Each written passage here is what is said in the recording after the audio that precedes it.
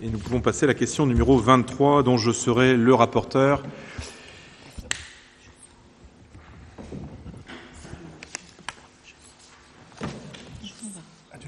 D'accord. Ah oui, effectivement, puisque c'est une question communautaire. En effet, nous allons parler de l'arrêté fixant le périmètre du futur établissement public de coopération intercommunale à fiscalité propre élargie. Il faut que nous donnions un avis. Et comme Madame Capel est une employée communautaire de la communauté de communes voisine de Saint-James, il est mieux qu'elle sorte puisqu'elle est directement concernée par cette question.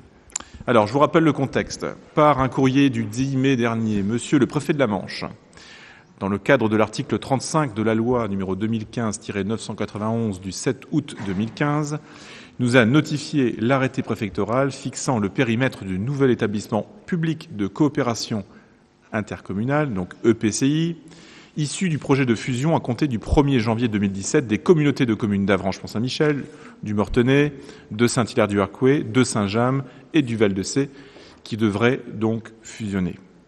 Sont concernées à ce jour 109 communes, dont la liste est annexée au présent rapport. Alors, je pourrais vous en donner lecture. Comment ça, non? Je peux le faire, hein. Alors, conformément aux dispositions de l'arrêté susvisé, les organes délibérants des établissements publics de coopération intercommunale et les conseils municipaux des communes intéressées disposent d'un délai de 75 jours, soit 2 mois et demi, pour se prononcer sur le nouveau périmètre du nouvel EPCI. Et il est rappelé qu'à défaut de délibération du conseil municipal dans ce délai, soit avant le 27 juillet, son avis sera réputé favorable. Or, nous avons décidé de délibérer. Après un avis favorable de la Commission des finances, il est proposé au conseil municipal d'adopter le périmètre du nouvel établissement public de coopération intercommunale, issu du projet de fusion à compter du 1er janvier 2017, des communautés de communes d'Avranches-Mont-Saint-Michel, du Mortenay, de Saint-Hilaire-du-Harcouët, de Saint-James et du Val-de-Sée. Alors avant de passer au vote, je vous propose donc de débattre de cette question. Y a-t-il parmi vous des personnes qui souhaiteraient prendre la parole?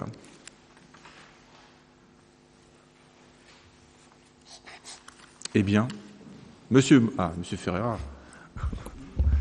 Oui, très rapidement, c'était juste pour signaler, rappeler.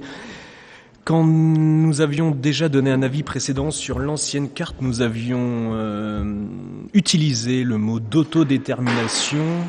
Certains ici, ce mot les avait fait sourire.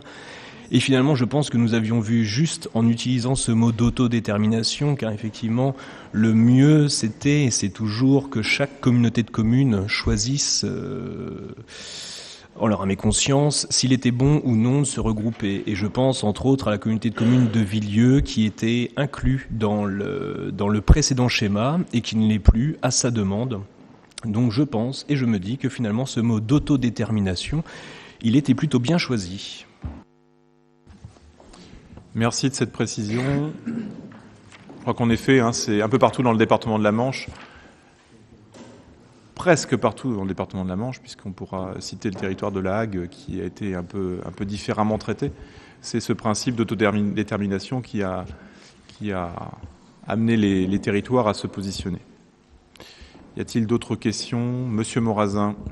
Oui, je rappellerai en ce qui me concerne que la communauté de communes a une trésorerie de 8 millions d'euros actuellement, alors que d'autres apportent dans le coffre de mariage 400 000 euros. Il y a là effectivement question contre la bonne gestion de la communauté de communes d'Avranches-Mont-Saint-Michel, puisque 8 millions d'euros de trésorerie, c'est quand même une somme considérable et c'est la preuve d'un travail remarquable.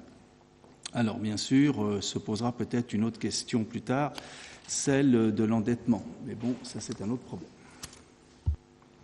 Merci de cette information.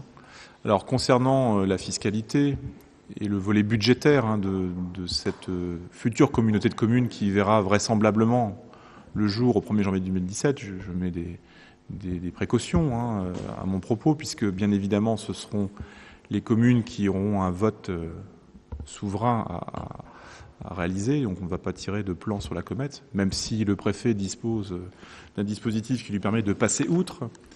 Il faut bien préciser que l'examen budgétaire, financier, fiscal est en cours. D'ailleurs, il y avait une réunion publique il y a très peu de temps, à laquelle vous étiez tous conviés. Je sais que parmi vous, beaucoup de gens étaient présents.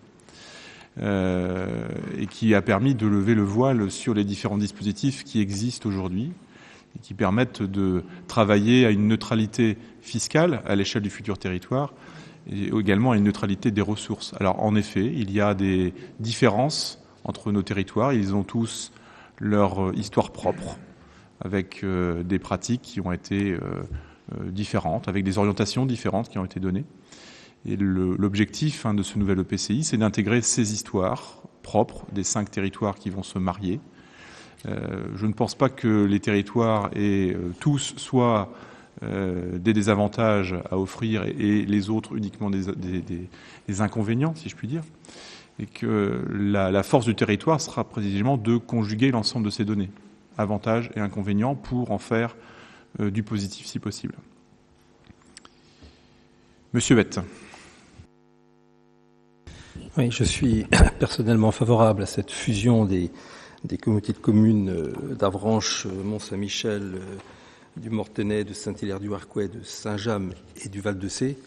La communauté de communes s'est prononcée samedi dernier sur le sujet, a rejeté ce dossier à une majorité relativement large, et je voudrais prolonger le propos de monsieur Morazin, puisque parmi les motivations des élus de la communauté de communes ayant voté contre figurent effectivement les différentiels financiers entre les actuelles communautés de communes. Alors je voudrais, moi, après avoir dit que j'étais favorable à cette fusion, parce que je crois que dans la Normandie réunifiée, avec de grandes agglomérations comme Rouen, comme Le Havre et comme Caen, il faut que l'on ait des intercommunalités qui pèsent d'un poids suffisant. Et l'architecture qui est proposée est celle d'une intercommunalité plus importante que celle qui existe actuellement, et avec des compétences structurelles, des compétences en matière économique, des compétences en matière d'aménagement du territoire, des compétences en matière touristique, des compétences pour les grands équipements publics ou pour les grands services publics. Et puis, aussi paradoxal que cela puisse paraître, moi j'ai le sentiment, et c'est d'ailleurs l'un des aspects de notre travail depuis à peu près 6 mois maintenant, j'ai le sentiment que paradoxalement, donc, la création de cette nouvelle communauté de communes peut redonner force et vigueur à la commune, puisque l'idée, c'est que plus une intercommunalité est grande, moins elle est à même d'assumer les compétences de proximité. Et ces compétences de proximité, il faut soit les maintenir, soit les redonner à la commune. C'est l'équilibre que l'on essaie de mettre en place au niveau des compétences. Certaines communautés de communes avaient par exemple pris la compétence voirie ou la compétence scolaire. Eh bien, je crois qu'on s'achemine, c'est pas encore complètement décidé, mais on s'achemine vers une restitution de compétences à la commune. Donc on pourrait trouver un certain équilibre dans l'organisation de notre future structure, des compétences structurelles pour la communauté de communes et de compétences de proximité pour la commune. Il n'en reste pas moins qu'il y a ces disparités financières. Moi, je voudrais rassurer le contribuable, ce que l'on est en train de faire, parce que c'est la communauté de communes Avranches Mont-Saint-Michel qui a les taux d'imposition les moins importants. C'est d'ailleurs elle aussi qui a l'endettement le moins important et de loin, et c'est elle qui a enfin les excédents financiers les plus importants. Mais en ce qui concerne la fiscalité, il y a 2 techniques. Ou la technique du lissage sur une durée relativement longue qui pourrait être de 10 ou de 12 ans, ou bien, et je crois que cette seconde solution-là est préférable, il y aurait la prise en compte de ce qu'on appelle le bloc communal, c'est-à-dire des taux d'imposition et de la communauté de communes, et des communautés de communes et des communes, de façon à ce qu'il y ait pour le contribuable, en fin de compte, une neutralité fiscale complète, parfaite, c'est-à-dire 0 impôt en plus, la future communauté de communes servant en quelque sorte de caisse de compensation, en augmentant ou en diminuant les attributions de compensation qui seraient versées aux communes. Donc, je vais être très précis sur ce sujet-là. En matière de fiscalité, il faut bien entendu que la création de la nouvelle communauté de communes soit complètement neutre pour le contribuable. Il restera l'endettement, puisque l'endettement des uns et des autres est tout à fait différent. L'endettement de la communauté de communes d'Avranches-Mont-Saint-Michel est de 220 € par habitant, celui du Val-de-Sée de 1100 € par habitant. Il y a une différence considérable. Et là, bien entendu, il faudra inclure les dettes des uns et des autres. Voilà, mais je voudrais souligner, comme l'a fait M. Morazin, que dans cette future union que je souhaite, c'est la communauté de communes Avranches-Mont-Saint-Michel qui apportera les éléments financiers les plus favorables, les plus positifs et de loin. Merci de ces précisions utiles. Je pense que M. Ferreira. Oui, sans nier le fait qu'effectivement il y ait des fiscalités, des budgets, donc des dettes différentes entre les communautés de communes qui vont se marier, je pense qu'il ne faudrait pas regarder et analyser ce sujet, donc la fusion des communautés de communes, qu'à travers le prisme fiscal. Je pense que les communautés de communes doivent aussi se projeter à travers des compétences. Donc, sur la question des compétences doit être le moyen de travailler sur des projets communs. Et je pense qu'effectivement, on peut aussi, comme vous le faites, Monsieur Huette, interroger le vote donc majoritairement contre la fusion à la communauté de communes donc dans la dernière plénière, parce qu'effectivement, à trop analyser les fusions qu'à travers le prisme fiscal, les élus et à travers eux les citoyens peuvent avoir peur de cette fusion. Et je pense qu'il ne faut pas en avoir peur, qu'il faut se projeter vers l'avenir et essayer d'imaginer ce que peut être cette future grande communauté de communes Mont-Saint-Michel-Normandie. Merci. Je complète. C'est vrai que vous avez raison de préciser qu'il n'y a pas que la dimension budgétaire. Elle est importante. Je pense que M. Huette l'a parfaitement précisé. Et en effet, maintenant, il va falloir qu'on se penche sur un véritable projet de territoire. C'est ce que notre comité de pilotage a prévu de faire dans la seconde partie de cette année. En effet, c'est important que chaque communauté de communes qui va s'unir à ses voisines d'ici le 1er janvier 2017 se sente appartenir à un même territoire. Et je tiens à préciser que ce territoire a une vraie cohérence. Une histoire commune, des enjeux territoriaux communs, une même aspiration à travailler de manière collective pour ce territoire donc, que l'on appelle vulgairement le Sud-Manche, et qui n'est autre que le pays du Mont-Saint-Michel. D'ailleurs, je vous le dis, le nom qui est aujourd'hui dans l'air, qui flotte, pour cette EPCI, c'est Mont-Saint-Michel-Normandie. Et ce nom qui a été proposé dans les différents groupes de travail, au sein du comité de pilotage, semble faire l'unanimité, y compris sur les communes ou les communautés de communes les plus éloignées de la baie. On voit bien que les gens du Mortanet se sentent totalement liés à la baie du Mont-Saint-Michel. Et je rejoins aussi ce que disait le président de la communauté de communes, M. Huette. Ce territoire, finalement, avec ses déséquilibres, mais qui sont somme toute relativement faciles à maîtriser et à lisser sur le temps, doit vraiment faire l'objet d'un projet qui puisse amener notre futur territoire à peser dans la Normandie réunifiée. Monsieur Huette, vous vouliez prendre la parole. Je voulais simplement indiquer qu'à la communauté de communes, chaque élu est libre de son vote et chaque élu est libre des motivations de son vote. Moi, je ne porte aucun jugement de valeur sur les motivations qui ont été celles des élus qui ont voté contre.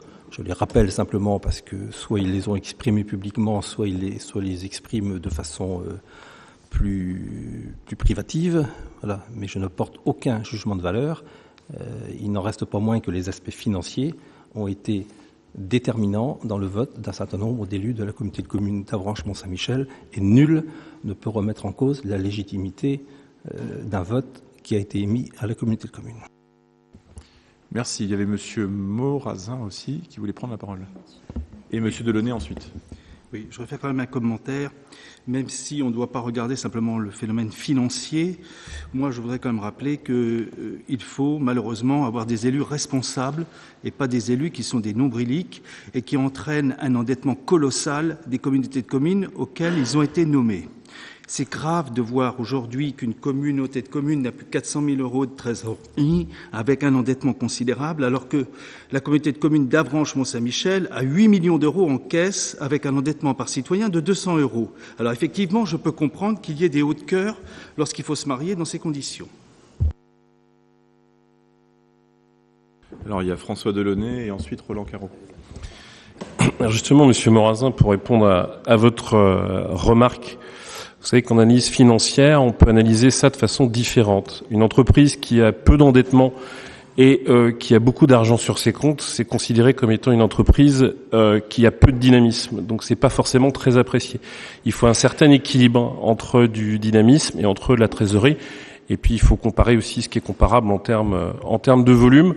Donc les choses peuvent s'analyser de façon différente du côté où on est, voir en quoi sont pertinents les investissements, en quoi est pertinent l'endettement et en quoi il est pertinent d'économiser autant d'argent sans investir sur sa communauté de communes. Donc, il ne faut pas toujours accuser les autres et se poser la question des autres. Il faut aussi se réfléchir sur ses propres entités. Je pense qu'une communauté n'est pas seulement là pour engranger de la fiscalité et avoir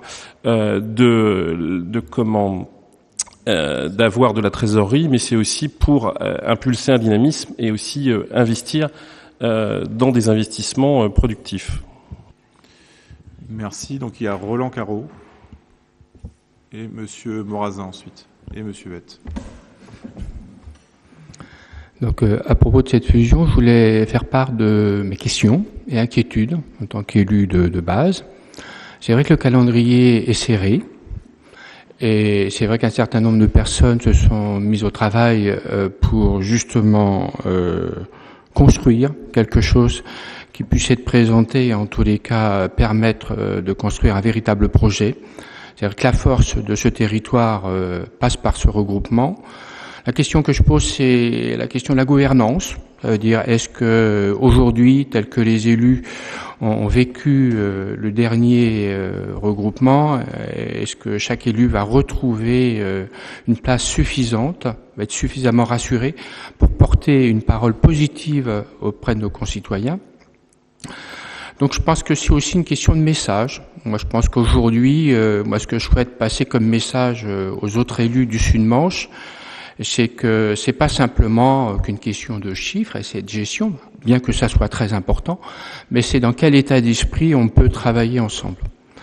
Et c'est vrai que bien que j'ai pas pu participer, moi, à titre personnel, à beaucoup de commissions, j'ai senti d'ailleurs à travers les deux dernières réunions de Saint-James la volonté de travailler ensemble.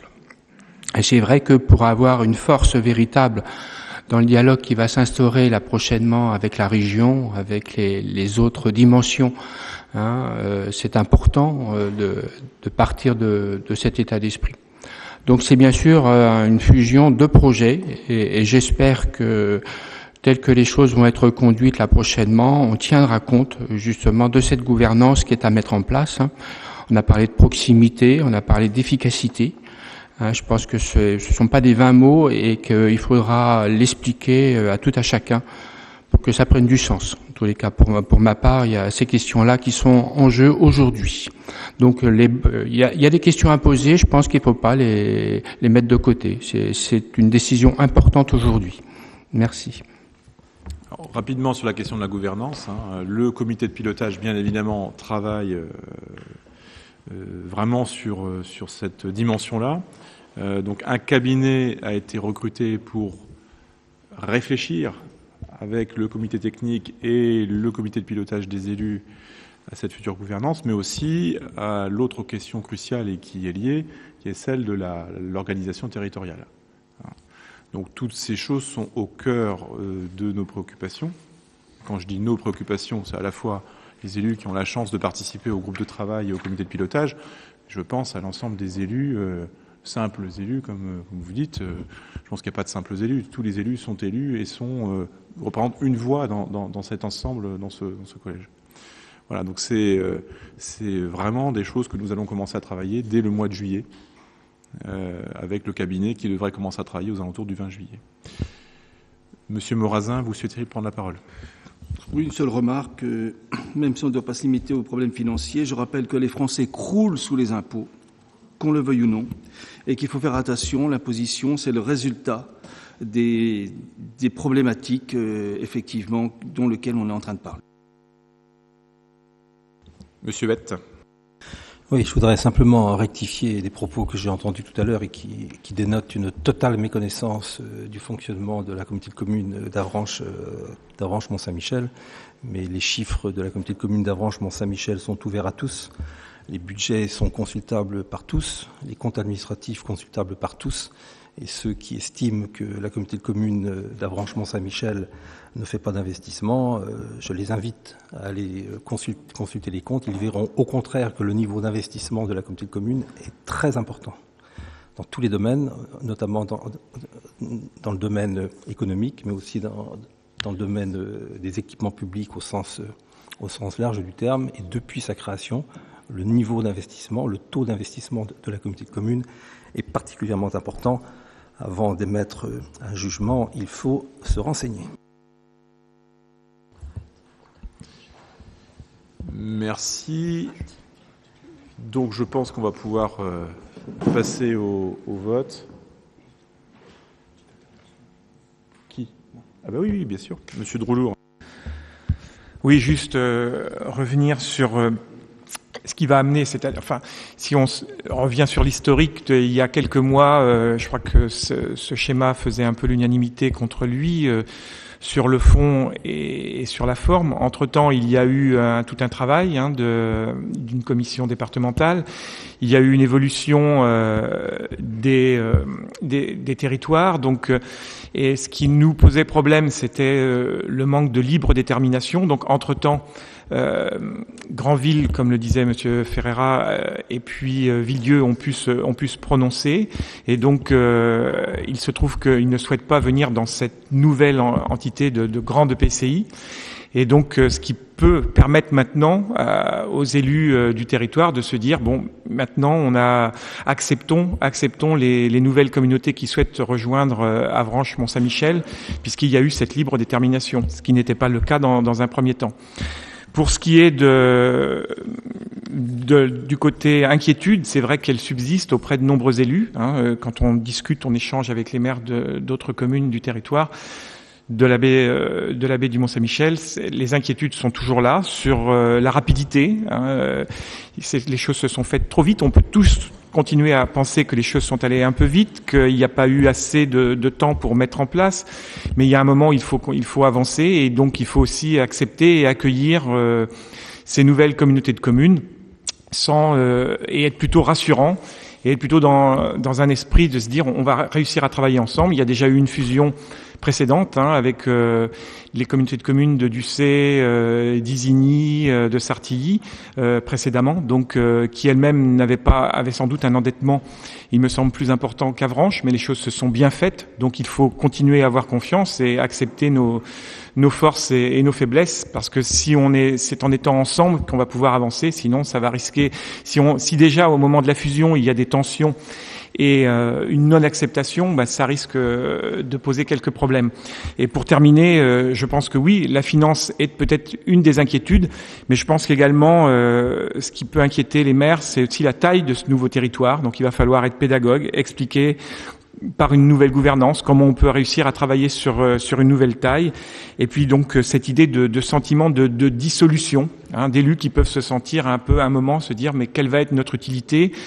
À quoi bon? Et voilà, c'est sous cet esprit-là qu'il va falloir redonner confiance, redonner motivation et espoir pour ne pas avoir des élus qui soient trop désabusés dans ce nouveau grand territoire. Mais je pense qu'on est capable d'y arriver tous ensemble, et en montrant plutôt les avantages que les inconvénients de cette fusion. Merci. Je pense qu'on peut mettre aux voix cette question. On s'est suffisamment exprimé. Donc, y a-t-il des personnes qui souhaitent voter contre ? Personne. Y a-t-il des abstentions ? Aucune. Eh bien, écoutez, à l'unanimité, le conseil municipal d'Avranches vote en faveur de ce périmètre qui fixe donc les contours de notre futur EPCI. Merci.